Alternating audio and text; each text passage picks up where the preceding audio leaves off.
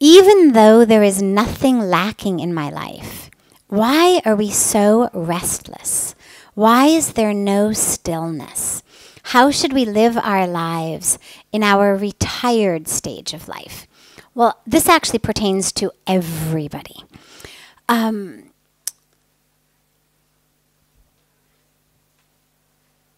Because the lack of ease, the lack of stillness, interestingly, it's not due to what we do. A lot of people think, well, if I could just do less, I'd be still, I'd be calm. And what you find is, actually that which keeps you from being calm is not what you do, but it's what happens in your mind. So it's how you think about what you're doing, or what else you're thinking about while you're doing something else. But it's the workings of the mind that keep you from being still. The lack of ease, the restlessness, is a product of the mind. It's not a product of my career. And when I retire, then I can sit on the porch and sit on the swing and drink lemonade, and then I'll be calm.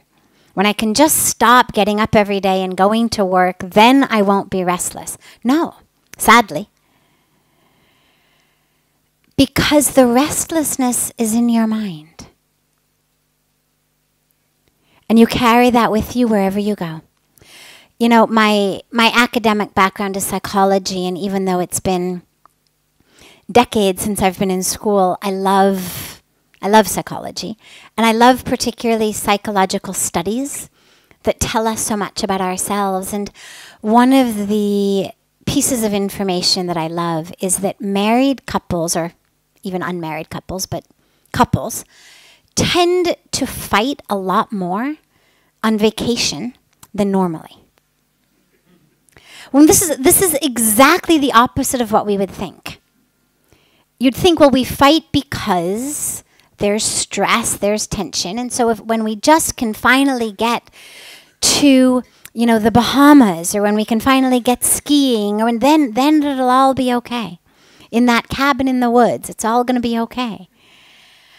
But actually what it turns out is that all that empty space, all that time, without things to actually keep us busy, like grocery shopping and taking the kids to school or going to work, if we haven't solved the issues of our mind or the issues of our relationship, they grow like, you know, has anybody seen Little Shop of Horrors? You know, they grow, the little garden literally becomes Little Shop of Horrors in our minds, in our relationships. And this is the same thing whether it's a relationship with another person or a relationship with yourself. Do not think that suddenly by retiring, your stress is going to go away. Unless, should you be one of those people for whom the only cause of stress is not having enough money to put food on the table, not having enough money to send your children to school, not having enough money to buy sweaters for the winter. Well, if you've got a good pension, okay, maybe that would help you out. But for all the rest of us, all the tension, all the stress, all the restlessness, it's the games that the mind plays. In psychology, we call the everything will be okay in the Bahamas, we call it pulling a location.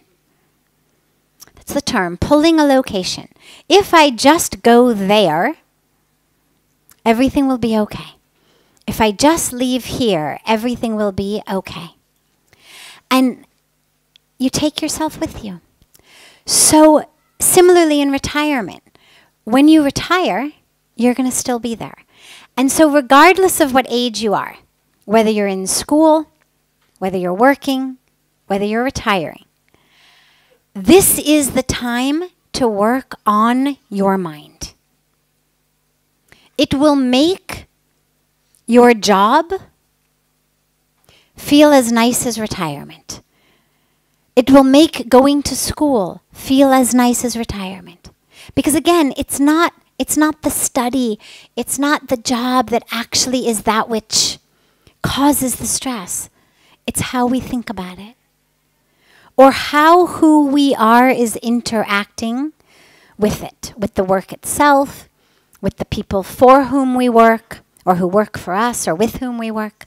But it's all taking place in our minds. And so why not start now? If you're already retired, well, the good thing is at least you've got a lot of time. But even if you're not retired yet, you're in school, you're working, whatever time you have. And the good thing about working on your mind is you can do it anywhere. You can do it sitting on a subway, you can do it stuck in traffic, you can do it in a boardroom, you can do it washing dishes, you can do it anytime. That which makes us restless is an internal sense of things should be different than they are. That's the restlessness. And if I think I know what to do to make things better, I'm going to run around doing it. Whether it's addictions in my life, if I just drink this or take this or eat that, I'm going to feel better. Whether it's if I had enough money, it would be better, so I'm going to run around. Whether it's relationships, whatever it may be. I'm going to run around trying to solve that sense within me that things should be different. But nothing I do ever solves it. As those of us who have lived long enough to run around enough already know. Those of you who haven't yet lived long enough, take it from us. It doesn't work. There is nowhere you can run, nothing you can earn or achieve that's actually gonna bring that stillness in your mind, that's actually gonna make it all okay in your mind. And this is where the spiritual practice is one that emphasizes who you are, not how much you make, not what you do for a job, not what area of town your house is in, not who you're married to or who your children are, but who you are. At the core, not the clothes you wear, not the jewelry you wear, not the car you're driving in, but the core of who you are. At this very moment, with exactly everything you have, everything that's happened, this moment, you are enough.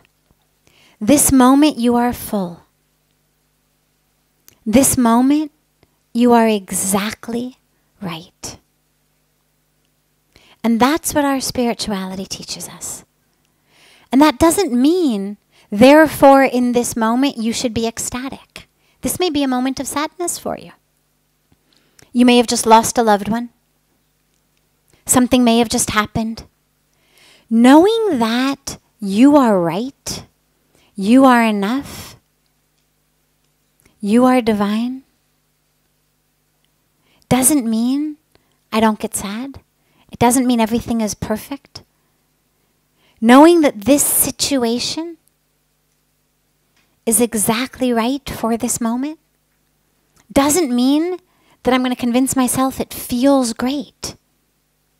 What it means is that I'm going to stop telling myself that the answer is in changing the situation.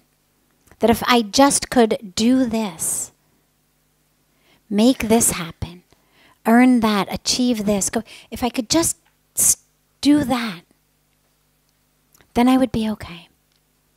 It's that voice in our mind that spirituality stops.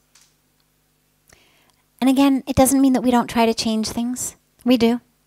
You heard Pujya Swamiji speak on the banks of Ganga. Those of you who know the work we do, know the work we do. Morning till night, trying to make things better. Whether through education, whether through programs for women, whether through environment, water, sanitation, hygiene, medical care, whatever it is.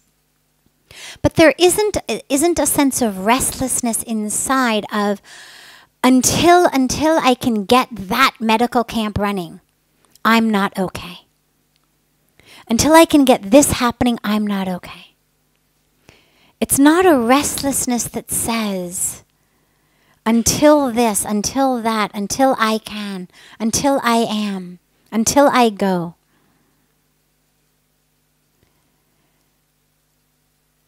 And that's the restlessness that stays with most of us for most of our lives, even in retirement.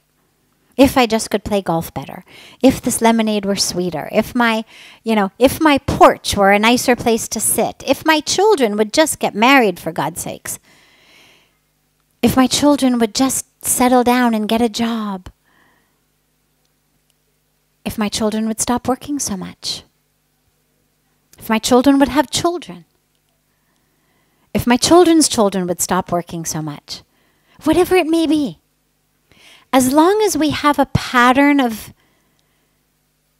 thinking in our minds, a pattern of restlessness, that's going to stay with you whether you're sipping lemonade on a porch, or you're sitting in a boardroom, or you're sitting in front of a computer, or you're performing a bypass operation as a surgeon. Wherever you are, if that's the way that your mind works, that's the way it's going to work. And so whether it's retirement or whether it's young age, this is the time. Work on the mind. Work on the mind. How can I feel right here, right now, in this moment? Enough? Okay? Right?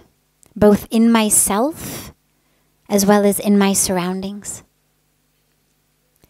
And then the earlier in life you learn it, the longer it's going to benefit you. But if you've already retired, don't worry. As Pujya Swamiji says, whenever you wake up, it's morning.